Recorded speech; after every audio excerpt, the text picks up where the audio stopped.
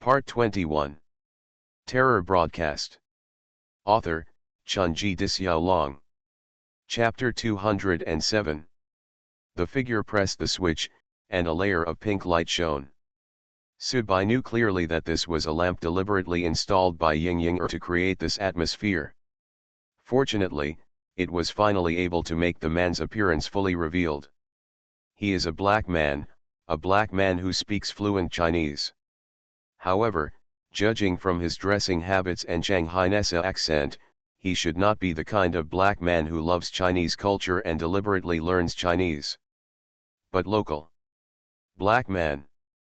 For ordinary people, it is difficult to understand why a Chinese has black ancestry. In fact, because China does not recognize dual nationality, and the Canadian nationality policy is very strict, less than 300 foreign immigrants have been naturalized in the past 10 years. It's ironic and surprising. A large number of Chinese immigrate overseas every year, so many Chinese people feel that their nationality is worthless and indifferent. However, most people don't know that if foreigners want to become Chinese nationals, they must, no matter how difficult it is. Chinese citizenship is far more difficult to obtain than in European and American countries. Of course, there have been many black people in China over the years, and a small number of them have also acquired Chinese nationality. This is not because they have any special abilities and have received special approval, but because their fathers came to China across the ocean and gathered in China. In economically developed coastal cities, such as Guangzhou and Shanghai, they have sex with local Chinese women and give birth to babies, and their black fathers often disappear because they are illegally staying in China. The Chinese woman who has the ability to take her own child and help her give birth to the child returns to their country. This kind of news is not uncommon. After a certain Chinese woman gave birth to a black baby, her black boyfriend suddenly disappeared. However, the black man in front of Subai was about 30 years old. He was well dressed and had an elegant aura, more like a noble. Moreover, the wave of black people entering China only took shape in about 2,000 years, and it was also because China's rapid economic development attracted them. Therefore, this black person should not be one of those children born by accident. Hey, young people, don't always want to make big news. The way you two looked at me just now was obviously racist, and I'm very concerned about it. Moreover, I am also a listener. If nothing else, I am a little stronger than you two young people. The task completion rate of you two combined is not as high as mine. Therefore, please maintain the following requirements for me. Respect, otherwise, if my fragile self-esteem feels that I have been insulted, I have enough causal reasons to punish you. Subai shrugged, sorry. Okay, although your apology is not very sincere, I still accept it. This is really an impetuous society, so you have to make do with everything. The black man shook his head and then said, let's get to know each other. My name is Huo-kun, my father is Chinese, and my mother is American. Unfortunately, my father is a bit weak, and my mother is too awesome. In fact, I really like yellow skin. Not this black skin. Huo-kun knocked his head with some dissatisfaction. I'm sorry, I forgot about the business. The two listeners didn't come to this woman to receive treatment, right? Oh, by the way, your name is Subai, right? I saw you on her latest customer list, and your photo, but the photo was probably a screenshot taken from the camera here and the picture is not very clear. You should have received treatment during the day today. Why, is the treatment effect so good that you have to come over and experience it again that night? Okay, I admit this therapist is charming. When Suner heard this, he looked at Subai in surprise. Subai had no intention of continuing to dwell on this topic, and just asked. She is the murderer. Huo-kun kept wagging his finger, no, no, no, she's not, but she knows who the murderer is. I just asked what I want to know, but I plan to get these charming things before I leave here to catch the real murderer. Appreciate the equipment again, and then, here you are. Ying Ying's face became paler and paler. It was obvious that she was seriously injured. When performing real-life tasks, the audience's freedom and authority will be amplified by terrorist broadcasts. Therefore, even if Huo Kun kills Ying Ying'er in order to obtain information about completing the task, there will not be much causality. Subai came over. Ying Ying'er was really a very special woman. She tapped a corner of the desk with her chin. There is a medical kit. Subai squatted down, took out the medical kit, opened it, and started to help Ying Ying'er treat her wounds. It's quite complete, Subai joked. Haha, although I am a professional, these things must be necessary. Ying Ying'er took a deep breath. She was obviously in pain when Subai helped her bandage, but she remained silent. Who is your murderer? Subai asked. My master is my master in torture instruments. Subai nodded. I'll take you to the hospital. Now that terror broadcast has released a real-life mission, Subai can get out. You can't send her to the hospital. You have to follow me to catch that person. Your zombie blood can help me avoid trouble, Huo Kun said, and then looked at Sunur. You, without the breath of blood, can't there is no other aura, ordinary person? Just an experiencer. Then you go and take this woman to the hospital. Sunur pursed her lips. Obviously, she was already a little uncomfortable with Subai and Ying Ying'er's attitude before. Now Huo Kun actually ordered her in this tone, which made her even more unhappy. But Sunur was not a fool either. She wasn't that naive, so she just nodded. Soon, a message came to Subai's mind. Huo Kun invites you to participate in a real-life mission. Do you agree? Subai had been invited by the monk to participate in real-life tasks before, and he had also completed real-life tasks on his own. Of course, he knew the importance of completing real-life tasks. It can be said that in the previous story world, Subai did receive a kind of care. At that moment, Subai agreed in his mind. Are you driving? Huo Kun looked at Subai. It's a bit difficult to take a taxi in Shanghai at this time, and the journey is a bit long. There is a car, Subai said. That's good, young man, let's go then.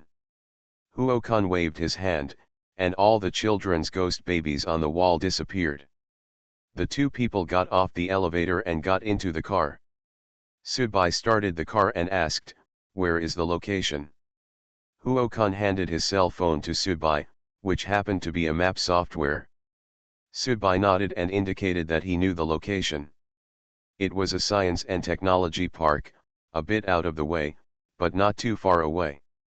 You raised those little devils? Subai asked. Haha, I drew them all. They are rootless duckweeds and ghosts. Didn't you crush one in the elevator? Huo Kun asked. Take living people, especially the living souls of children. Making little devils is too harmful to the world. For a black-looking person to say something like this with Eastern Taoist thoughts, the sense of violation is indeed very strong. Subai drove the car very fast, basically speeding, and even deliberately ran a few red lights. This made Huo Kun in the passenger seat very satisfied, looking like a promising young man. Is there music in the car? Huo Kun asked while rummaging around for it. Hey, I like jazz. The cheerful music rhythm began to play, and Huo Kun stretched out his body. His figure was not bloated, but appeared a little thin, but the black man's physique still had some quality. My father was a Chinese American who was engaged in the research of cutting-edge weapons. Qian Suisun was my father's predecessor.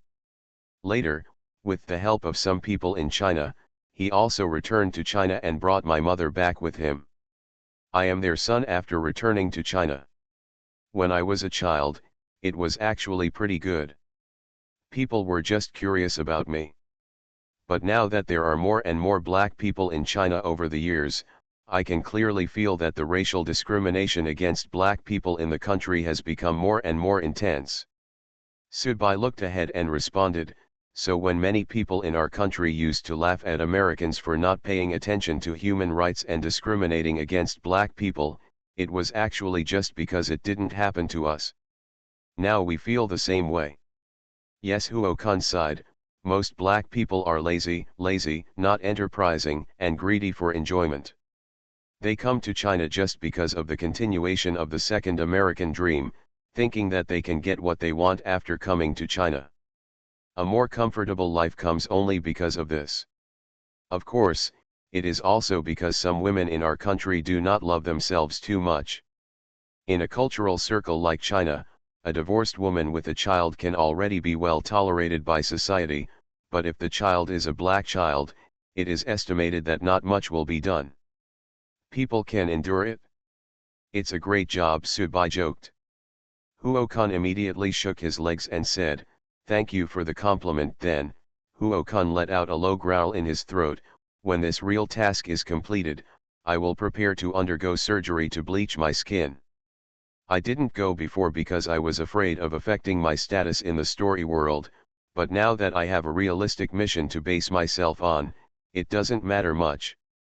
Subai did not go to the Holy Land to persuade Huo-kun about the equality of all living beings, racial equality, etc., because he knew that as an audience with higher qualifications than himself, everyone has already been very independent in their thinking and has a specific worldview.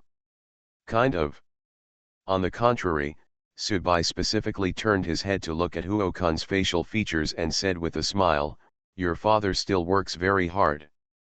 At least the outline of your face is still Asian. As long as your skin color is bleached and not so dark, it will be fine. They are almost the same as ordinary Chinese people, they just get a little more Sunday." Ha ha ha ha ha. Huo-kun laughed loudly, "You still have a good voice. After completing this mission, let's have a drink." "My pleasure." Terror Broadcast. Author, Chunji Dixiaolong. Chapter 208.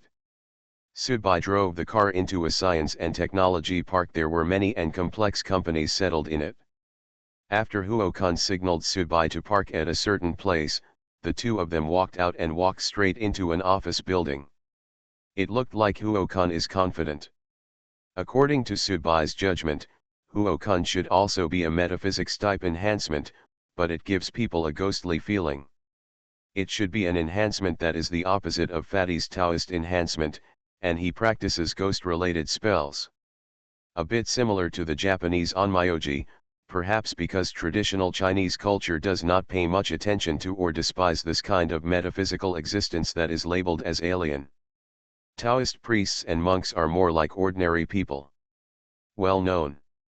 Huo-kun took out a compass in his hand and walked according to the compass's instructions. He first went up to the second floor through the safe passage, then continued to turn a corner and continued forward. It's late at night, and there are no staff in this building. Except for the green light at the safety exit, which is still on, the rest of the place is basically dark, giving people a very deserted feeling. If this is a hospital or a school, then this sense of atmosphere is even stronger. Subai couldn't help but took out a cigarette and bit it in his mouth. However, he hesitated when he took out the lighter, and then continued to bite the cigarette without lighting it. In the corridor, the footsteps of Subai and Huo-kun sounded very crisp and echoed in the area. Subai originally wanted to slow down his steps, but Huo-kun, who was wearing leather shoes, seemed to be walking slowly. Naturally, I was too lazy to tiptoe anymore. Finally, outside a toilet, Huo-kun stopped. His eyes suddenly seemed to be dyed with a layer of blue light, like two will-o'-the-wisps. He looked into the toilet and said to Subai at the same time. A gesture indicating that someone is to be found, right in this toilet. Subai took a few steps back slightly. He was invited by Huo-kun to attack, and this was a task assigned to Huo-kun by Terror Broadcast in advance. Subai didn't want to show too much positive performance in order to gain a contribution point. So I let Huo-kun do it, and just look for opportunities to attack nearby. He doesn't have many ways to deal with the existence of such ghosts, so he won't be greedy. Next to a row of urinals in the toilet, a man wearing a black pullover squatted. The man curled up and sat on the ground, holding his knees with his hands. His body was shaking uncontrollably, as if he was afraid of something. It seemed that he himself knew what he was about to face. After Huo-kun walked in, there were not many obvious changes in his expression. Of course, it may be because Huo-kun is a black man, so the change in his expression was not very obvious, just like most Chinese people think that foreigners look similar.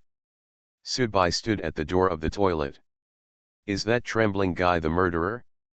Well, not that surprising. Someone who can kill a 1-year-old child or a waitress is definitely not the kind of person with courage, but... Subai sniffed. Why did there seem to be some strange smell and a bit of fragrance in the air? Huo-kun stood in front of the man. The man slowly raised his head. His face was gloomy, with tears streaming down his face, but there was a hint of hysteria in the corner of his mouth. He opened his mouth and let out a shrill scream. The compass in Huo-kun's hand immediately released a gleam of light, then flew up and hit the man directly. The man screamed and was knocked back directly. There were constant sounds of broken bones on his body, and he soon lay on the ground. He fell to the ground, with blood dripping from the corners of his mouth, and his pupils turned white. It was obvious that he was going to die soon. Subai, who was standing at the door of the toilet, felt that the aroma was getting stronger and stronger, a bit like a mousse cake being baked in the oven. This smell was extremely abnormal. Just when Subai was hesitating to remind Huo-kun, he suddenly felt a sweetness in his throat, then he coughed, opened his palms, and coughed up blood. Huo-kun also turned his head suspiciously at this time, and then he also started to cough. The more he coughed, the harder he coughed. Gradually, he squatted on the ground. This time, his expression was very clear. It was a kind of pain, incomparable pain. Poisonous. The air is poisonous. Subai retreated suddenly and leaned against the sink. Although his throat and chest were still uncomfortable, he could at least hold himself up and not fall down. Huo-kun was probably too close to the place where the poison source spread. Therefore, the toxicity is much deeper than that of Subai. At this time, the man slowly struggled to get up, and tremblingly took out a gun, an imitation gun, from his arms. This scene made Subai feel very strange. Huo-kun is a very powerful listener. He originally came on a real-life mission to increase the favorability of the horror broadcaster. The target of the mission is not very strong, but now, the expected success seems to have gradually deviated from the course and slid into an out-of-control abyss. Huo-kun stared angrily, but blood began to slowly flow out of the corners of his eyes. Apparently, the poison had penetrated deep into his spleen and integrated into his blood. Ahem. The man spit out some minced meat in his mouth, which were fragments of his organs. Apparently Huo-kun's previous blow also damaged almost half of his body, but it seemed that he had the last laugh. Yes, it's him. Because the kid next to the man was still somewhere. Huo-kun had already been hit and fell down before the kid appeared. The ZER-25 virus was specially cultivated by me. It contains not only traditional virus elements, but also human souls. Therefore, it can ensure the terrifying activity of the virus toxin in an instant, and can kill people in a silent gap. Kill anyone who comes near this area. This is my work, this is also my masterpiece. It is my genius who combines science and ghost science. You nigga. I don't know why you want to kill me, but can a genius like me be killed by you? The man aimed his gun at Huo-kun's forehead and pulled the trigger. Bang. Bang. Bang. 3 bullets directly penetrated Huo-kun's head 3 times, leaving 3 bullet holes in Huo-kun's face. Huo-kun's breath also disappeared in an instant. Subai's breathing rose and fell. Suddenly, he seemed to understand something. Why did the horror broadcaster not issue a real-life mission to himself who was dining at the scene of the crime, but instead went to find Huo-kun who was far away? It was because of this murderer. He is not an ordinary kid-raising bastard at all, but a guy very close to Frankenstein. No wonder Terror Broadcasting went out of its way to issue a real-life mission to Huo-kun. But now, it is clear. Huo-kun was killed directly due to his pride and underestimation of the enemy. This result made Subai feel a little unacceptable and even ridiculous. In Subai's understanding, the audience must be another audience who could kill him, but now this ordinary person used it in front of him. His own ability killed Huo-kun, who had such a high degree of mission completion. This somewhat subverted Subai's previous understanding. In the distance, a little boy carrying a skull bag and wearing a red skirt jumped over. His figure flickered, which meant that he was not a human, but a ghost. At the same time, under the red dress, he was actually wearing a set of women's swimsuits. The little boy came to the toilet and penetrated directly into the man's body. The man's body was instantly surrounded by a mass of black energy. From the man's nostrils and ears, black energy was radiating and stimulating. His entire face suddenly turned blue. Immediately afterwards, he stood up. The bones in his body kept making friction sounds, but he still stood up, like a flame that was about to be extinguished was suddenly added with gasoline, and it burned instantly. The man stuck out his tongue and licked off the blood on his lips. Then he turned his head and looked at Subai, who was leaning against the sink. He walked over step by step. Subai's hands softened and he sat down on the cold tile floor. His hands were so weak that he couldn't even pull out the gun. The man raised his pistol again and pointed it at Subai. "You are from the government, you are from the secret department of the government." "Haha, as expected, there is still such a legendary department." The man said to himself, "Stop struggling, you and him both surprised me. Zr-25 is enough to kill an elephant, but it failed to poison you too and can still continue to hold on. But he is dead. Next. It's you." The black muzzle of the gun was already aimed at Subai's eyebrows, but then, the man's pupils shrank suddenly. He saw a large pool of blood on the tiles where Subai fell to the ground, and the blood was still getting more and more, gurgling out continuously. Immediately afterwards, Subai's whole aura gradually weakened, but when it reached a low point, it boiled instantly. A dirty, cursed, and evil aura emanated from Subai's body. Zombie state, finally successfully switched out. The corners of Subai's mouth twitched slightly, and there was an endless fear in his heart. "I was just a little bit close to going to see the King of Hell with Huo-kun." Fortunately, when he discovered that Huo-kun had also been poisoned and fell down, he deliberately crossed his hands and wrists from the edge of the sink glass. Even because his body was extremely weak at the time, Subai had to rely on the inertia of his body when he fell, and finally, and still managed to cut his own artery. When the blood is drained, the body feels much more relaxed, because the toxins integrated into the blood are also excreted. Without blood, the zombie state cannot last for too long. Subai will still die. However, Subai is not worried about this because there is a living person possessed by a ghost in front of him, and another one who has just been killed. Huo-kun's body was still warm. "I haven't sucked blood for a long time, and I really miss the taste of blood." You are listening to Novels at Bless Up channel. Wish you happiness and luck. Please subscribe to receive new novels. How do you feel about this novel? Please like and leave a comment. Terror Broadcast. Author, Chunji Disyao.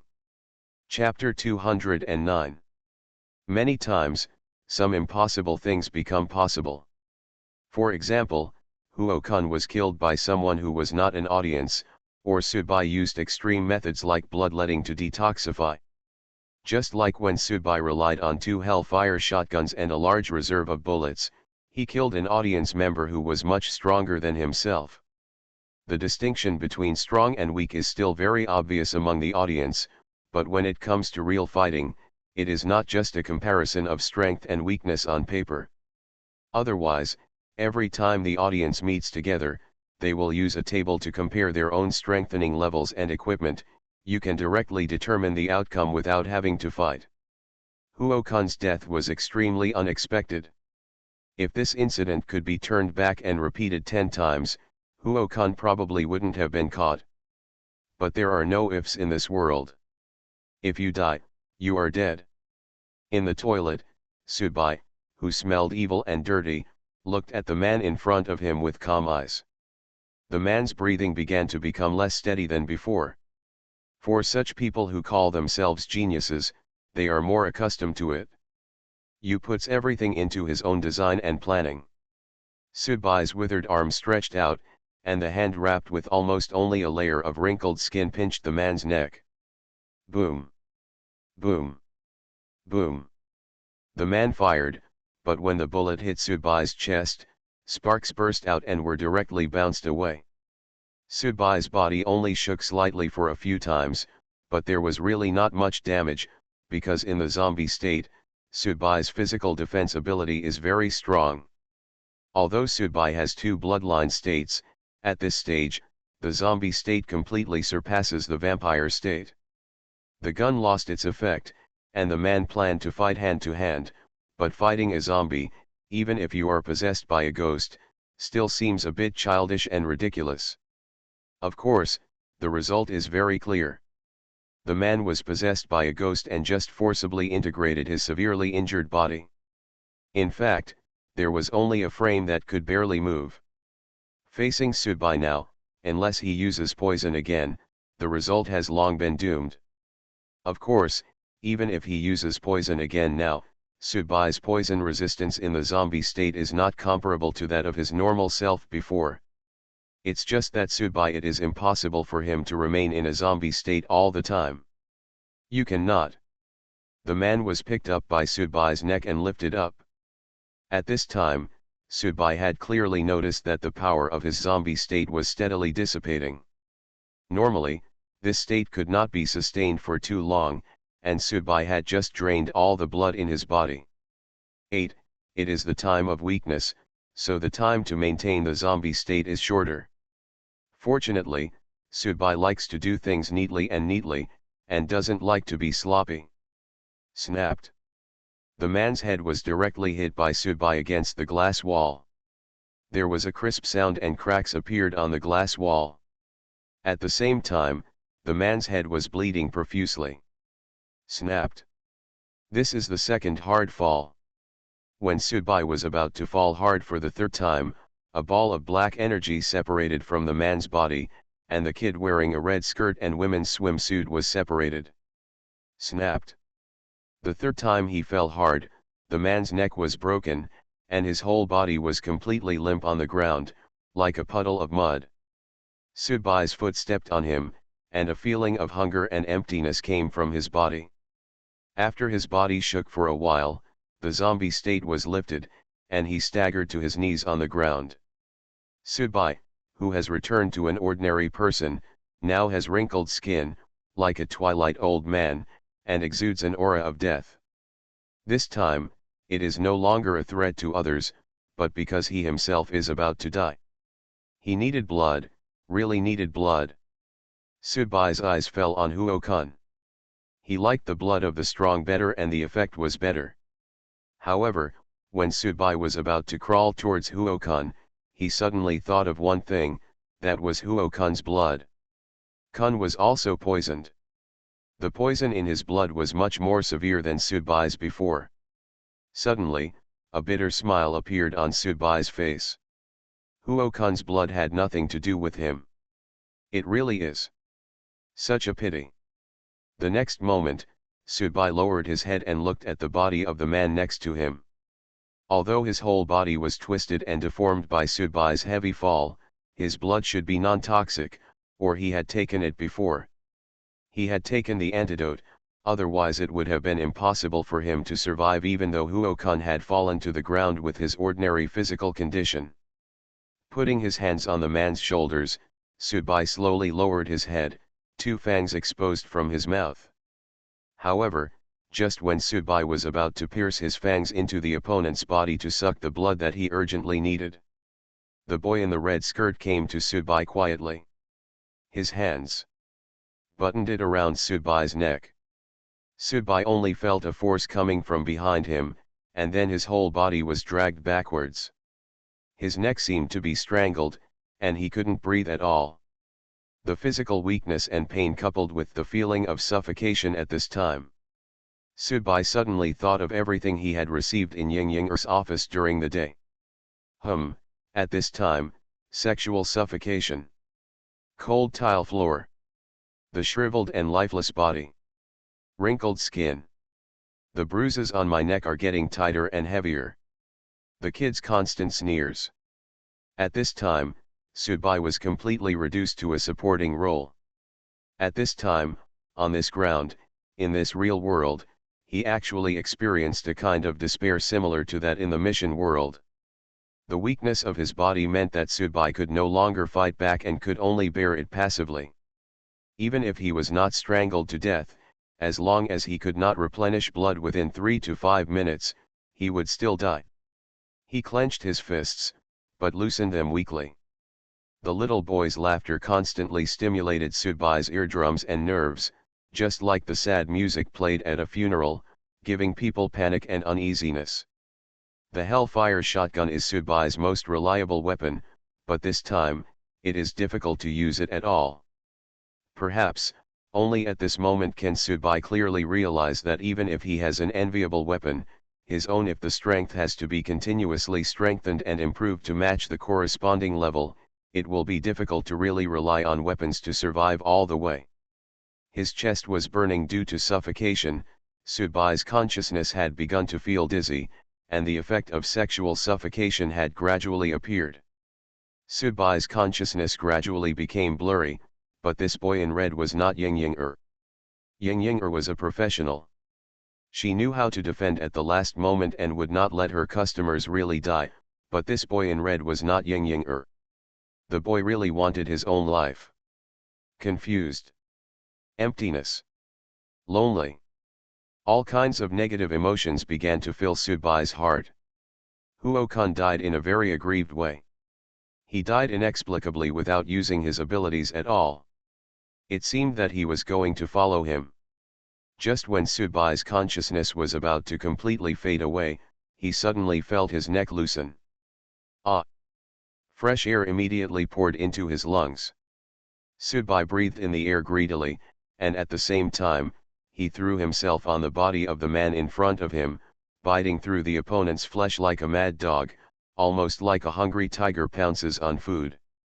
The ground sucks the opponent's blood. Gudu-gudu. As blood began to be swallowed into his belly, Subai's body continued to become fuller. The wrinkled skin disappeared, and the dilated pupils returned to focus. The whole person was lifted from the edge of the cliff of death. The legs finally came back. When the man's body almost turned into a mummy, Subai let out a roar similar to that of a beast from his throat, and lay down on the ground with his legs and feet spread out. The man in red kept walking around Subai. He had let go on his own initiative before, but when Subai was about to die, he let go. Otherwise, Subai would definitely die. Moreover, now Subai is a little tired of escaping death. He just wants to lie down for a while and suck blood. Not to mention fully recovered, he is still in a 40 to 50% state, and the Hellfire shotgun is still on him. It can be said. The boy in red no longer posed any threat to him, so he just let him wander around for a while. The boy in red looked at Subai, with a strange smile on his face. He kept jumping on the ground, with a special excitement, and seemed very noisy. At this time, Subai's mind suddenly recalled what he said when he talked to Fatty on the phone. The fat man said that the murderer was a human, not a ghost, and the little ghost was not a real ghost. He was just looking for a playmate, and he was just lonely. Subai got up from the ground. The boy in red was still jumping in front of Subai. At this time, Subai also saw clearly that the other person's smile might be weird because of his image. However, maybe this kind of smile, it's the other person's smile that really comes from the depths of their soul. Pulling out the Hellfire shotgun, Subai lowered his hands to his sides. He could raise the two guns at any time and pull the trigger to blow up the boy in red in front of him. Facing the power of the Hellfire shotgun, this level of you kid, you can't resist it at all. The chest was constantly rising and falling, indicating that Subai's inner emotions were not very stable either.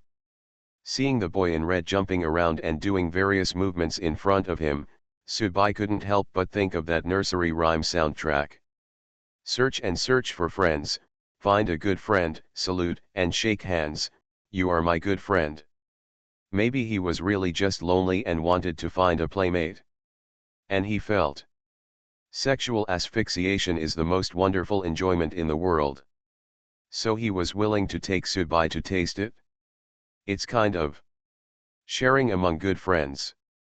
When I was writing this chapter, Long fell asleep while lying on the computer table. When I woke up at 1 o'clock in the morning, I was shocked when I looked at the time. I immediately coded out this chapter. Please forgive me, this chapter is from yesterday. Terror Broadcast. Author, Chunji Disyao Long. Chapter 210. However, Subai had to fire this shot. Taking a deep breath, because the boy in red in front of him was also part of the mission target identified by the terrorist broadcast, Subai could not show mercy or stop, otherwise it would mean that the mission failed. The next moment, Subai raised the gun in his hand and pointed it at the boy in red who was still jumping happily in front of him. The boy in red was stunned, and then became motionless. The smile on his face disappeared. What appeared was confusion, followed by great anger. However, when Subai raised his gun and pointed it at him, an instinctive sense of crisis made him dare not act rashly. Subai stuck out his tongue and licked his chapped lips. However, after maintaining this posture for 10 seconds, Subai still did not pull the trigger. The boy in red just stood there blankly for 10 seconds. Subai closed his eyes and wanted to fire regardless of anything, but suddenly he felt powerless. Grass. Subai cursed in his heart, when did he become such a holy mother? Do you have Stockholm Syndrome? Subai is not a good person, he knows this very well, and he has nothing to do with good people, but the other party obviously gave up when he had the chance to kill him just now. The boy in red just thinks that sexual asphyxiation is a fun thing. Maybe he died because of overheating while playing this game, but he still thinks it is the greatest enjoyment in the world, so he wants to experience it himself. Other side. I didn't want to kill myself. Gritting his teeth, Subai put down the muzzle of the gun.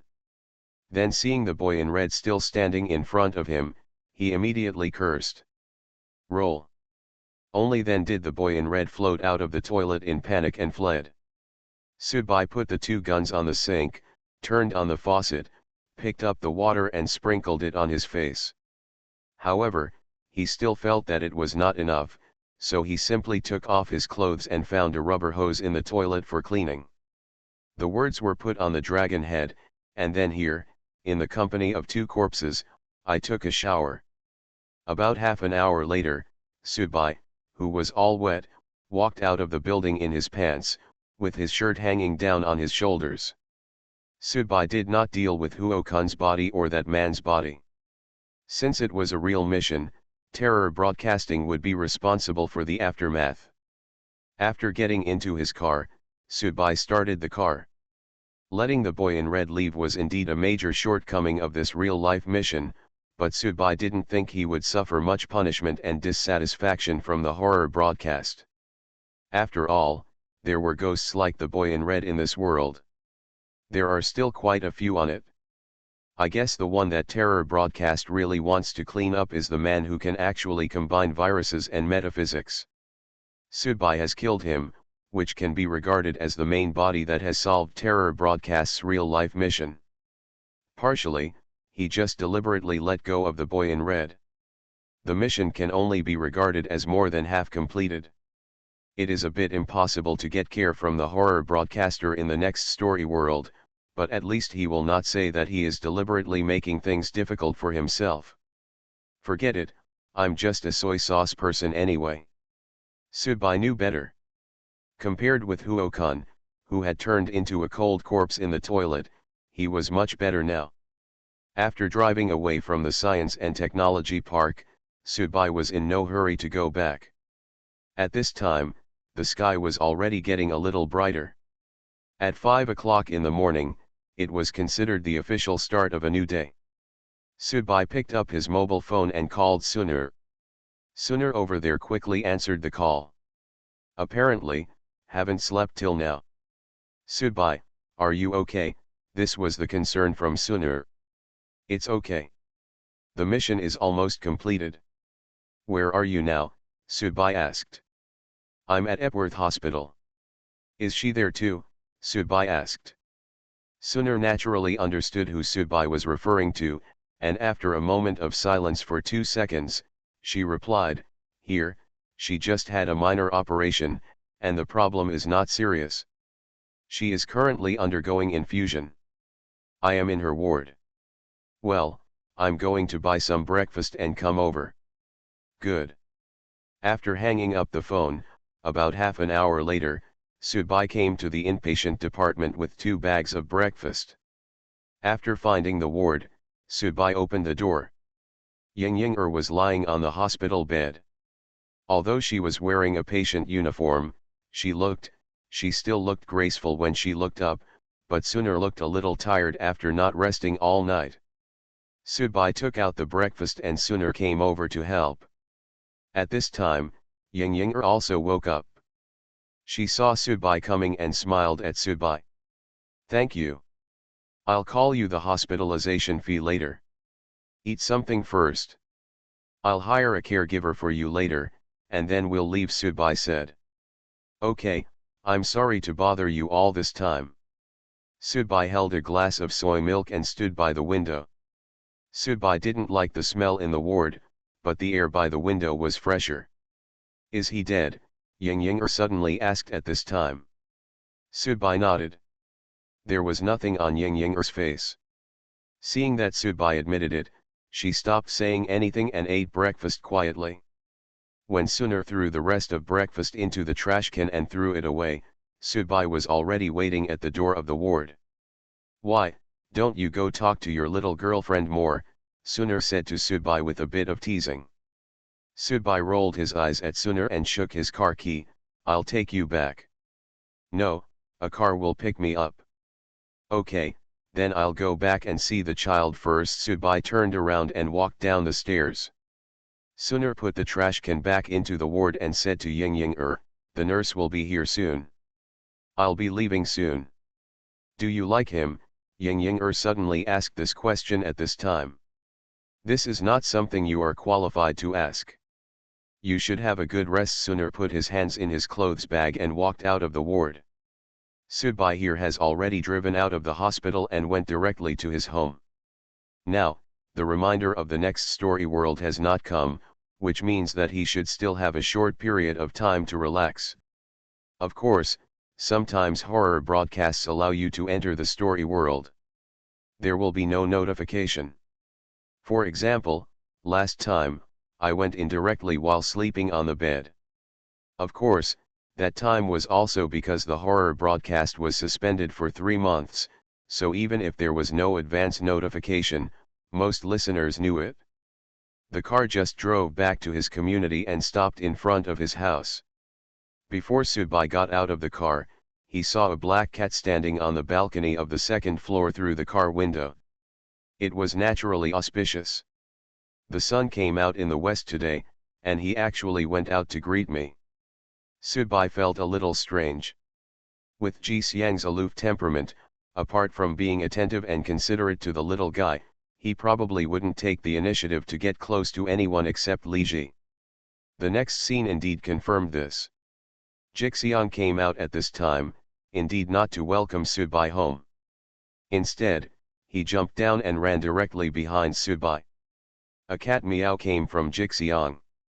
The breath burst out in an instant and then disappeared completely in an instant. Subai, who was sitting in the car, felt a ghostly aura suddenly coming from behind his car. He immediately opened the door and walked out. Jixiang was sitting on Sudbai's trunk, wagging his tail, and jumped out. Got in the car and went home. Sudbai opened the trunk. Sudbai's trunk was very clean. Because the car was not used often, there was nothing in it. However, at this time, there was an obvious layer of dark traces in the trunk, as if it had just been someone had spilled some drink on it, and it smelled disgusting. This is a ghost. A ghost that was just refined by Jixiang. Sudbai suddenly realized a problem at this time. He was really at a disadvantage in these aspects. If ordinary people or even other listeners came to monitor and follow him, he would probably be able to detect it. But for ghosts and the like, it is a monk. And what Fatty and the others are good at, I am indeed a bit short in this aspect. Gradually, these water stains began to change and turned into the figure of a little boy. Sudbai's pupils shrank suddenly, and his fingers trembled slightly. Damn! He actually followed me home quietly. When he thought that if the boy in red had not been discovered and killed by Jixiang in advance, according to his temperament, he might really go to the little guy to play a sexual suffocation game, Sudbai's anger rose in his heart. The water began to evaporate, rising slowly and finally disappearing completely. Jixiang showed no mercy to any existence that might threaten the little guy's safety. Sudbai couldn't mobilize and command the cat.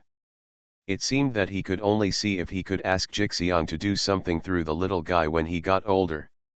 What's going on? However, I'm thinking too far ahead. It will probably be 2 years before the little guy can run and really talk and communicate. I don't know if I can survive the horror broadcast for 2 years. Sure enough, the Holy Mother will not be rewarded. Sudbai laughed at himself. At that moment, he should not be soft-hearted. Perhaps, this is the difference between Sudbai, Fatty, and Monk Kilug. However, soon, Sudbai discovered that there was a card inserted in a gap in the trunk. Sudbai pulled the card out. It was an access card with the name of the community and house number written on it. Sudbai looked again at the water stain that had almost evaporated. Some couldn't believe it and thought in their hearts, is this boy in red here to give me the house number card of that man's house? After all, there is a potion that can poison Huo-kun.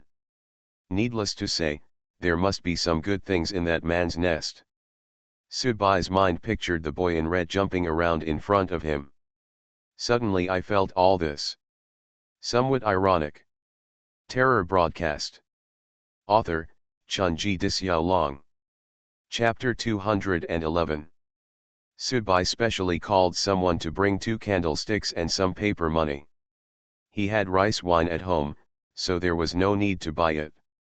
The little guy was sitting on a crib in the yard, looking curiously at what Sudbai was doing. After Jixiang killed the boy in red, he went back to the bedroom to look at the picture scroll. Obviously, it didn't feel that it had done anything wrong, and it really didn't mean it had done anything wrong. Jixiang only had eyes for the little guy. It didn't even take a fancy to Sudbai. Not to mention a little ghost, an unknown little ghost suddenly appeared near the house. Jixiang directly killed it out of the consciousness of protecting the little guy, which was regarded as fulfilling its responsibility. In fact, if Sudbai had discovered that the boy in red followed him home first, Sudbai would probably have drawn his gun and shot him down without hesitation. 2 candlesticks were burning, emitting flickering light. Sudbai found an iron basin and burned paper money in it. Then he spilled a cup of rice wine into it. After everything was over, Sudbai stood up with his hands on his hips. Be a normal person in the next life, and stop playing with non-mainstream things all the time. There are many things in this world that are not recognized by the mainstream. From the perspective of the legal system and the moral system, there is not much that can be criticized. However, if you are not understood by others, you are still not understood. This is reality, and it is a helpless reality.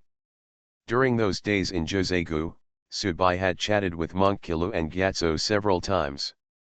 The monk also said that generally speaking, after a person becomes a ghost, he will naturally be unable to restrain his evil thoughts because he is already a ghost.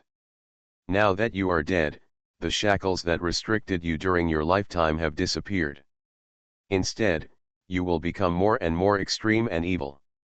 This is the best explanation of the inherent evil of human nature. From this point of view, the boy in red is really not evil, but his behavior and his habits are indeed unacceptable, and there is even a feeling of disgust in his heart. However, he did not want to kill anyone, nor did he want to kill anyone. Subai walked to the faucet and rinsed his hands, then walked to the little guy and hugged him. The little guy was plump in his arms and exuded a milky fragrance. As if he noticed that Subai was not in a good mood, the little guy seemed very quiet. He just rested his head quietly on Subai's shoulder and uttered unknown syllables in his mouth, as if just like comforting Subai.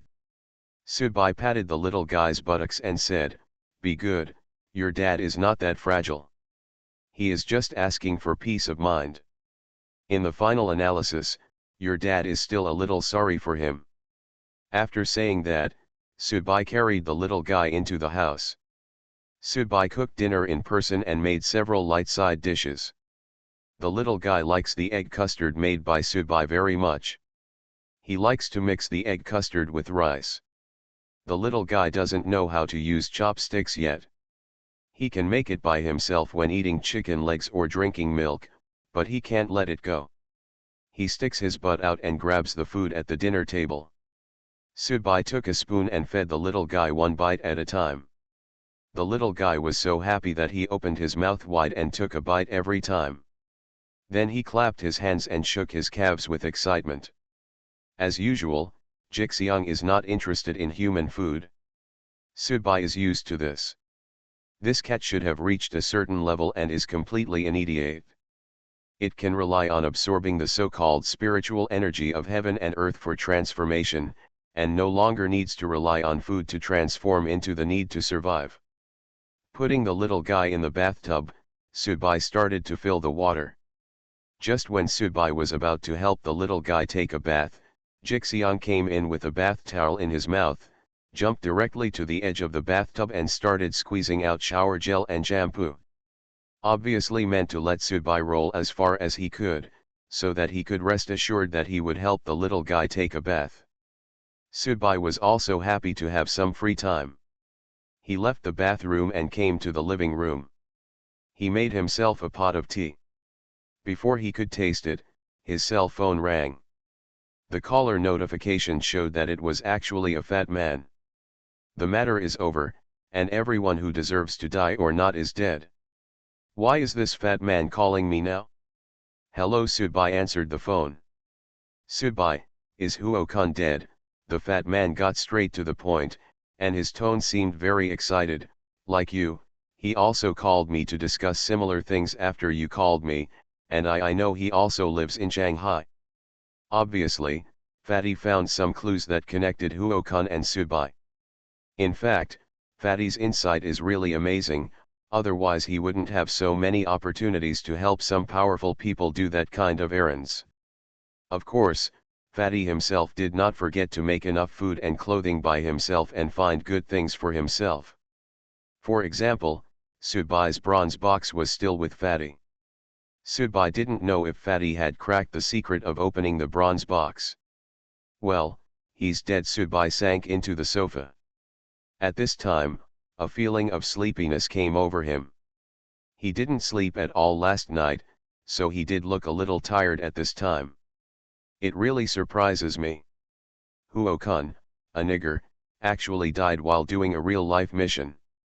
Hey, Abai, look, we have such a good relationship. If you have any good things, don't forget me. What do you mean? Subai asked. Isn't my meaning very simple? With your temperament, if Huo-kun is dead, why don't you touch him again? Don't worry, I'm not naive enough to let you give it away for free.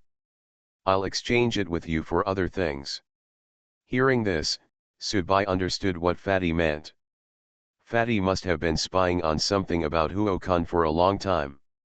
In fact, compared to Sudbai's narrow circle of people, Fatty could be considered terrifying. He is a beautiful social butterfly among the radio audience. The number of listeners who know and have relationships with him is probably many times that of Sudbai, or even more. I searched it and found nothing except a pair of very sexy red underwear. Yes, it was Sudbai's usual character to pluck hair from Yanguo. After he took a shower in the bathroom, he also deliberately groped the man and Huo-kun. After all, Huo-kun's qualifications and task completion were here. Sudbai believed that the other party must have some good things, but to Sudbai's surprise, it was normal that the man had nothing else on him. Huo-kun's body also had nothing on it, except for a few things that he might have used to buy tickets for the subway. A few coins and nothing more. If you think about it again, is he really doing things with nothing? Fatty was obviously very concerned about this matter. Of course, his concern was not why such a powerful person as Huo-kun died inexplicably, but where the things on Huo-kun went. Fatty had always been so practical. You must know that Huo-kun is similar to a ghost enhancer and is also good at raising little ghosts. However, it seems that in order to avoid punishment from the horror broadcast, Huo-kun drew all the little ghosts by himself and did not dare to actually see them. In the real world, take the lives of children to refine and use them. Faced with the question of the fat man, Sudbai was a little stunned. The reason for the shock was that Sudbai saw with his own eyes that Huo-kun had seriously injured the man with a compass. The compass must be a very good quality magic weapon. Huo-kun took it. When it comes to hit people, it's like Sudbai carrying two Hellfire shotguns instead of pressing the triggers and instead grabbing the butts and using them as hammers. That compass must have a greater purpose. However, Sudbai, who noticed this, couldn't even find the compass anywhere when he was cleaning the scene. This must be said to be a very strange thing. There is something that I saw him use, but after he died, the thing could not be found. Sudbai said, it probably wasn't stolen, it just disappeared naturally. The fat man was silent for a while, and then almost shouted, is it that compass? Is it that nigger's compass? Yes, Sudbai responded. No wonder, no wonder, no wonder you can't find it. It's that guy's companion weapon. It was refined by him.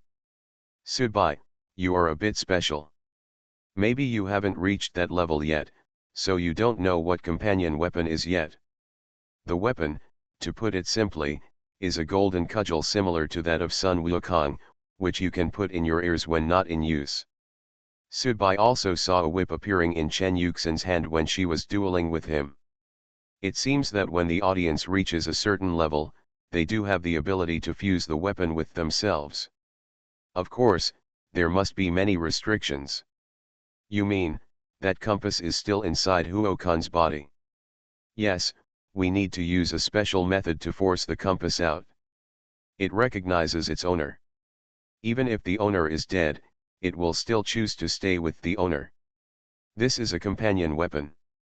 There has been a long-standing relationship between the weapon and the owner. With deep-rooted feelings, they can be integrated. In fact, for the audience, whether they can integrate a companion weapon of high enough quality into their own body is also a watershed in strength. Of course, a listener can only fuse one accompanying weapon. Don't you have a set of guns? From now on, you can cultivate it well and let these two guns resonate emotionally with you, and you can also understand how to integrate them into your own body, such as your two positions, he. The fat man's words became more and more outrageous, but Sudbai knew that the fat man did it on purpose. After he knew that the compass was still in Huo-kun's body, he deliberately changed the topic. His purpose was self-evident. Sudbai immediately cut off the phone and dialed Chu Zhao's number. Hey, what's the matter? Chu Zhao looked very tired. He must have been busy with the case and just finished it.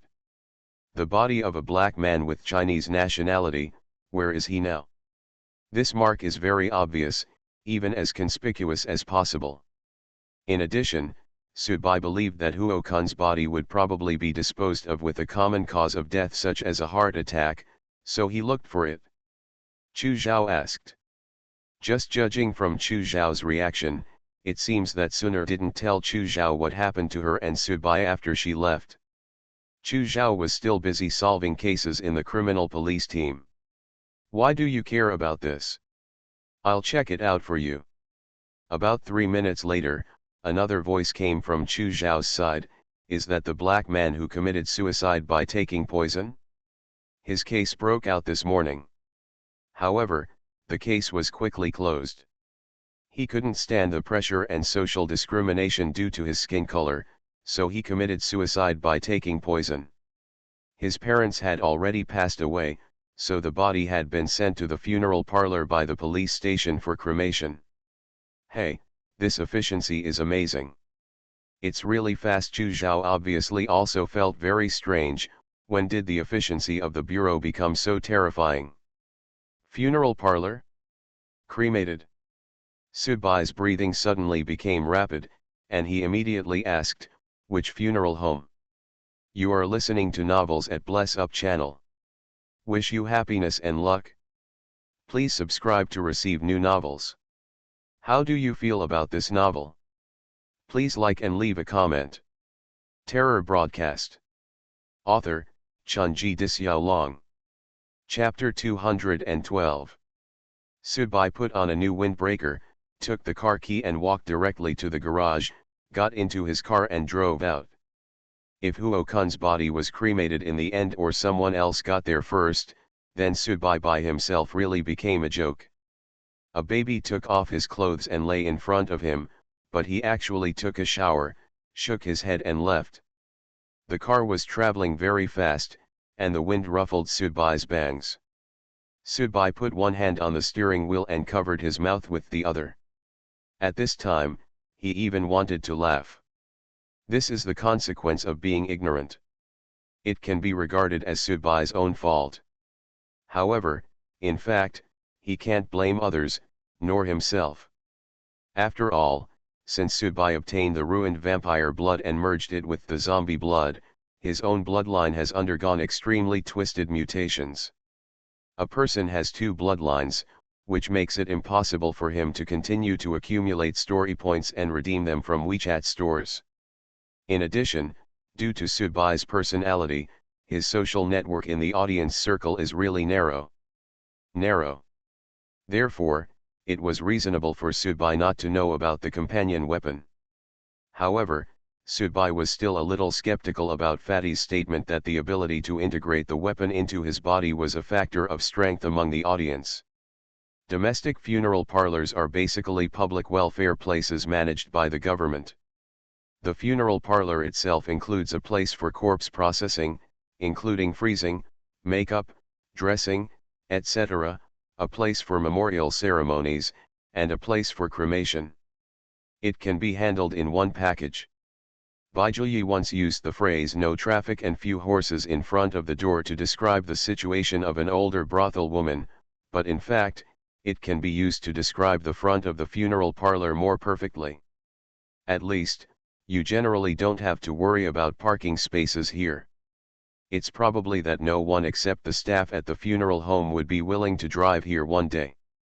This is a relatively small funeral home. In recent years, with the continuous development of the market economy, various concepts of the Chinese people have also been advancing with the times, including the funeral industry. Many funeral homes have begun to undergo restructuring and changes, and have launched many services are used to generate income, and even several funeral homes in Shanghai have long since passed the days of relying on government funding and have achieved large profits. However, Huo Kun had no relatives and no relatives to arrange the funeral, so the relevant units naturally had nothing to do to arrange a luxurious funeral package for Huo Kun, so they found a small and shabby funeral parlor to send it to and burn it. The temperature difference between the inside and outside of the funeral home seems to be obvious, at least that's what Subai thinks. It's still summer, but the funeral home is still filled with a kind of natural coolness. Perhaps, The natural coolness of peace of mind is best interpreted here. In an office, a woman was dozing inside. Subai walked in and knocked on the door. The door was not closed. He knocked just to wake up the woman. However, the sleeping woman still didn't wake up. Subai frowned slightly. Although he wasn't busy today, he wouldn't be slacking off at work. He took a few steps forward. "Excuse me, has the black man you received today been cremated?" Subai put his hand on the woman's shoulder, but felt a kind of coldness. Subai's pupils shrank suddenly, and the woman's body seemed to have been touched by Subai, so she fell down. She is not dead. She is now in a state of suspended animation. She must have had her soul locked away. There are many descriptions of soul locking in rural China. For example, some children are easily frightened by dirty things, so parents must give their children amulets or locks to help them lock their souls and avoid disasters. These days, have people even snatched corpses, Subai said to himself as he drew out his 2 Hellfire shotguns. This funeral parlor is not very big. What Subai is going to is the morgue. If Huo Kun's body has not had time to be cremated, it should be placed there. The road from the office to the morgue is like a commercial pedestrian street, selling urns, wreaths, and other Chinese underground products, creating a very depressing atmosphere. Of course, based on Subai's experience and his temperament, he would not be frightened by this environment, but the thought that it was his own negligence that caused others to get there first made him feel very unhappy. If the compass really if someone else takes it away, then Subai will really become the brainless background in this story. Could this person be Fat? Subai now even began to wonder, based on Fatty's character and greed for such things, was he in Sichuan when he called him, or had he just stepped off the plane that landed in Shanghai? The latter seems more likely. Subai found the morgue and walked in. Although the funeral parlor was quite small, there were quite a few corpses in the morgue. Subai was too lazy to take them out one by one and look at them. There was a table on the wall at the door, which recorded the name of the corpse in which compartment is very convenient, well, very convenient for stealing the corpse. Looking down, Subai found Huo Kun's name in the penultimate position. Number 13. Subai walked to corpse cabinet number 13, reached out, grabbed the handle, and pulled it out. Sure enough, as expected, the body was gone. It was true that someone was one step ahead of him and had already taken away the body. Huo Kun's body was not cremated because every cremated body would be marked on the form. Obviously, the funeral home did not intend to put the body away today. Cremated, may be kept until tomorrow. After walking out of the morgue, Subai's eyes wandered around. Judging from the degree of soul locking of the woman in the office, it must have been not long ago, because the other party's soul locking was just to make the woman fall into an unconscious coma and did not intend to harm anyone. Obviously had scruples, and Subai knew and understood the scruples. The woman was still in a coma, so the soul lock had just been completed, and it was more conspicuous to leave with the corpse. Subai began to think about it in another way. If he was the person who stole the corpse in front of him, and he also if you know how to take out the compass from Huo Kun's body, what will you do? After a while, Subai took a deep breath.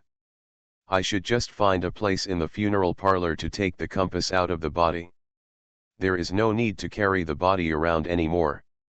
Subai wanted to check the surveillance video, but gave up after thinking about it. After all, he was not here to be a policeman. The other party was obviously an audience. He didn't need to know who stole Huo Kun, because even if he knew, there is nothing he can do against the other party. What he can do now is to find him and stop him before he takes out his compass and leaves here. Subai turned around and looked at the way he was looking. Then he turned around and looked inside. Inside is the core part of the crematorium, where people are burned. Subai continued to walk in and pushed an iron door in. The iron door was a bit rusty, but the things inside the iron door looked very bright. It seemed that this small funeral parlor had also introduced new equipment, and it looked quite new.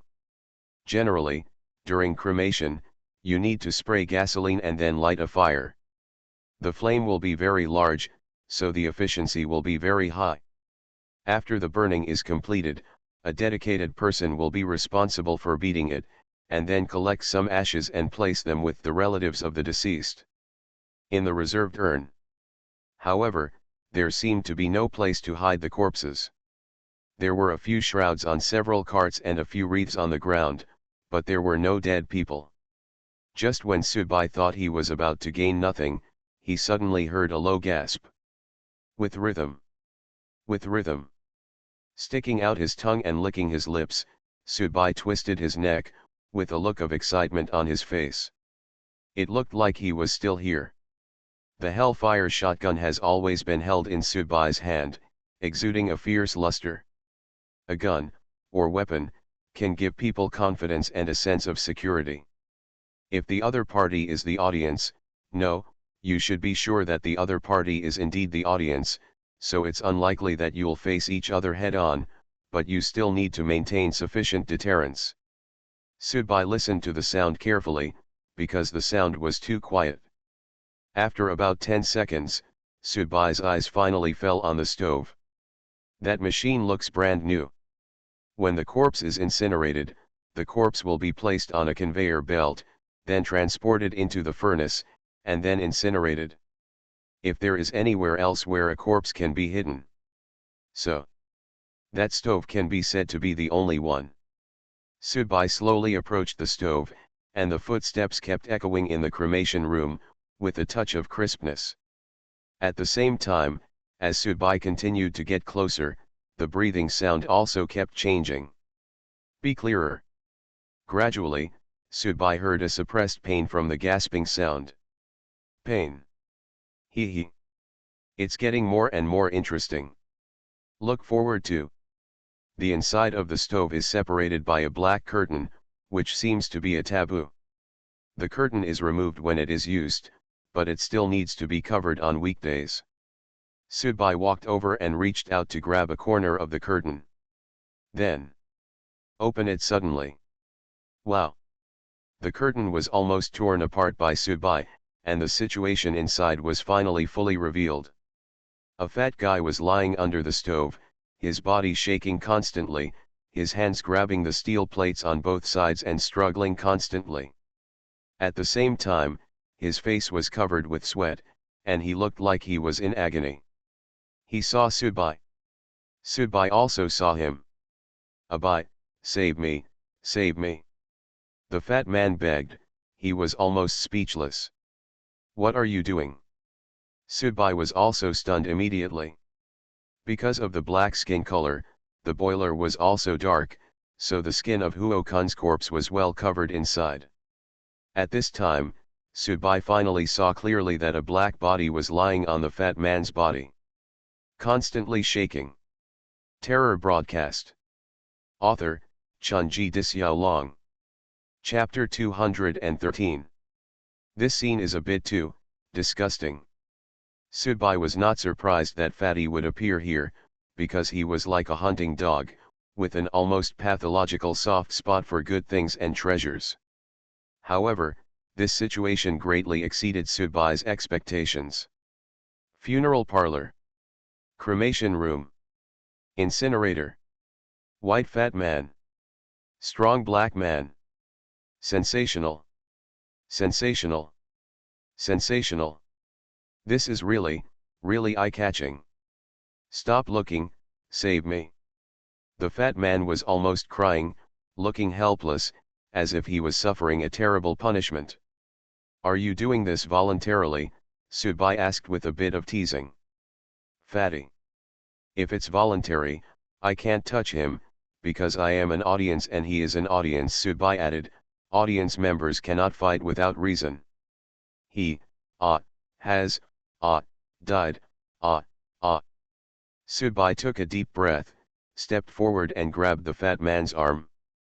However, when Subai was about to use his strength to pull the fat man out of the crematorium, Huo-kun suddenly opened his mouth and let out a sound similar to a scream. Howling like a wild beast, then a tyrannical force automatically swept towards Subai. Taking advantage of Fatty's experience, Subai didn't want to be pinned down and fluttering like Fatty, so he kicked off the side steel plate of the crematorium and used the force to bounce out. The fat man couldn't help but cursed when he saw that Subai didn't pull him out but retreated further. However, Huo-kun's shaking frequency was getting faster and faster. Even though Fatty had never been that way, it was clear now that Huo-kun was about to come. No.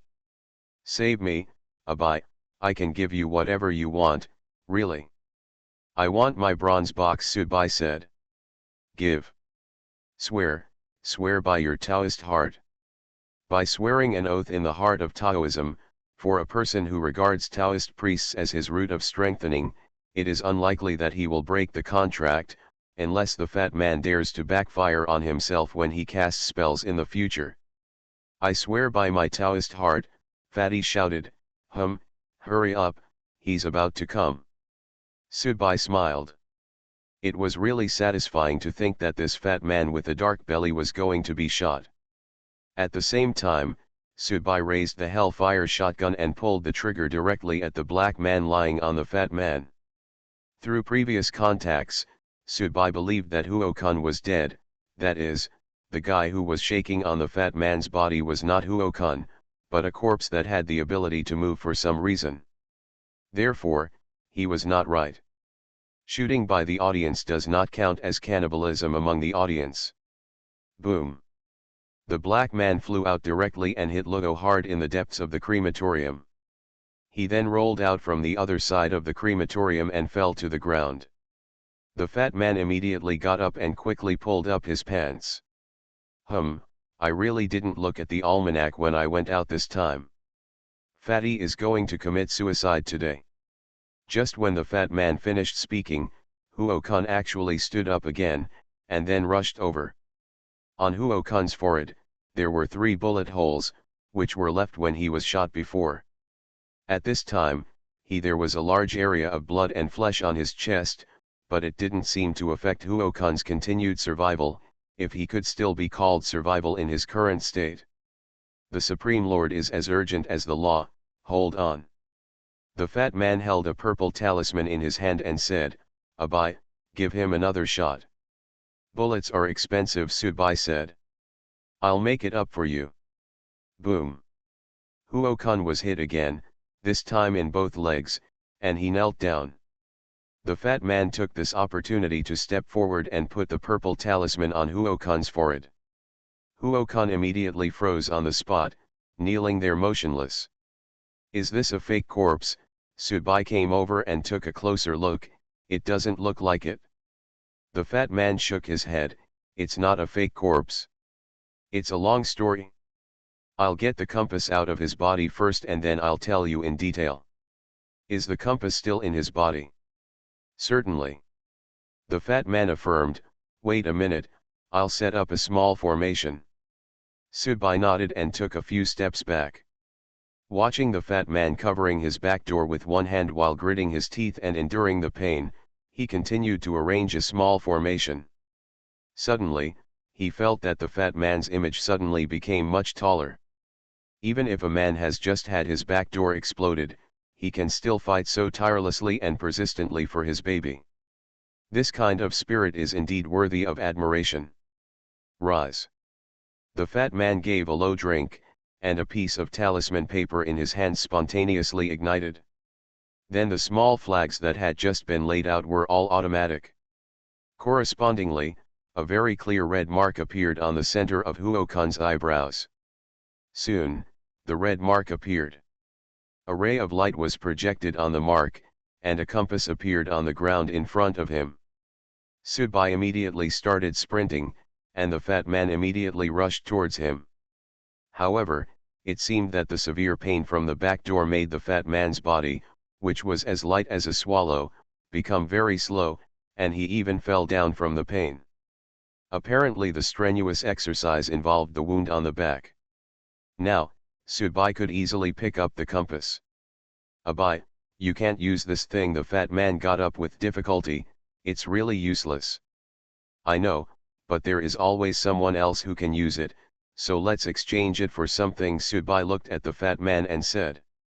Okay, I'll leave you here first, and I'll exchange the things for you, but there is a prerequisite. The fat man's voice began to become choppy, and his face was still red.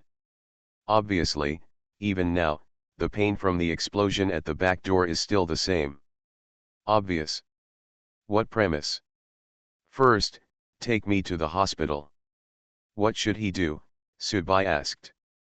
Burn, damn, isn't this the place where people are burned? The fat man said through gritted teeth. Obviously, he now has a deep hatred for Huo-kun, no, to be precise, for Huo-kun's body. I hate it so much. Subai nodded.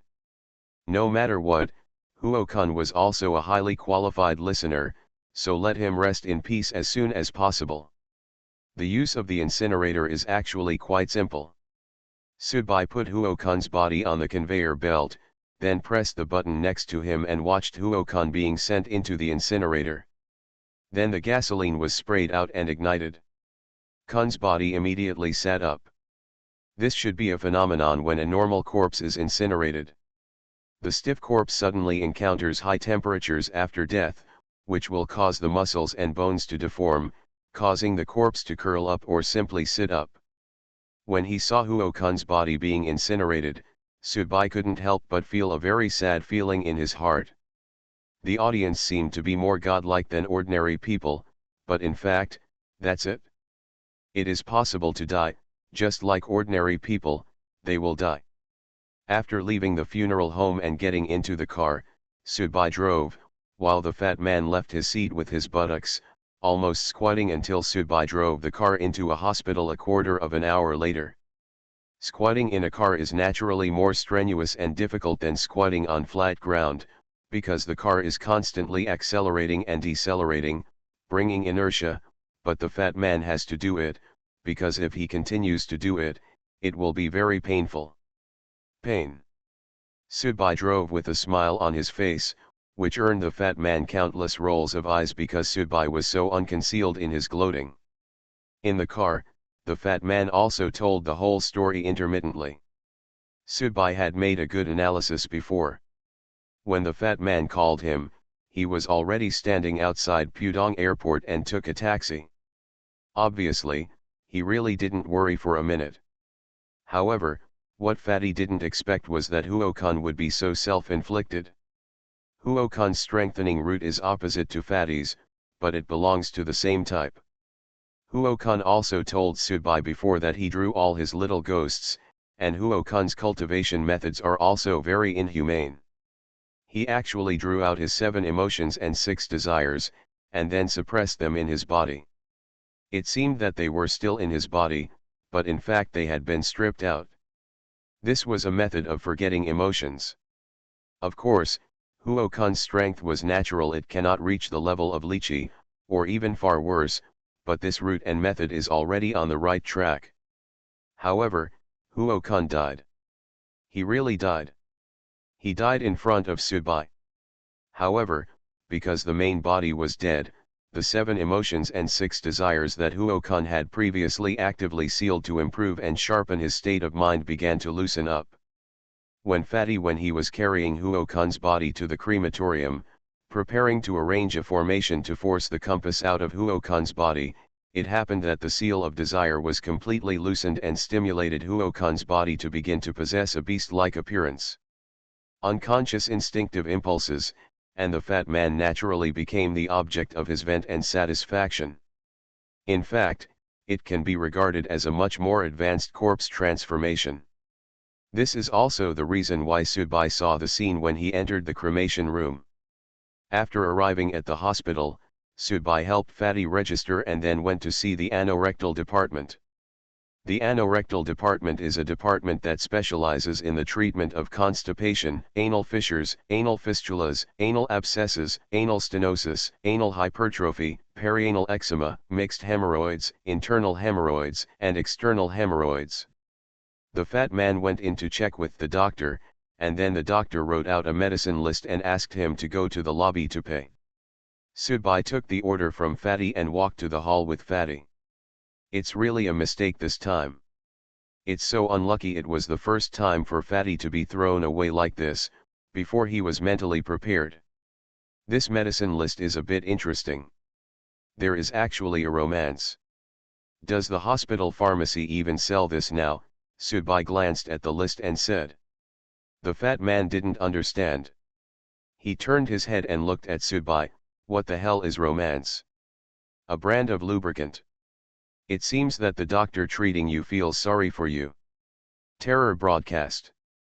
Author, Chunji Disyao. Chapter 214. The total cost of getting the medicine was 1,025 yuan, Sudbai said to the fat man with a bag of medicine in one hand and a receipt in the other. What? Why are you telling me this? Do you want me to pay you back? The fat man looked incredulous. Sudbai acquiesced. This is ridiculous. You are so rich, and you shouldn't be the kind of person like Grandet. The fat man covered his lower back with one hand and limped while twisting his hips. We are still good friends, aren't we?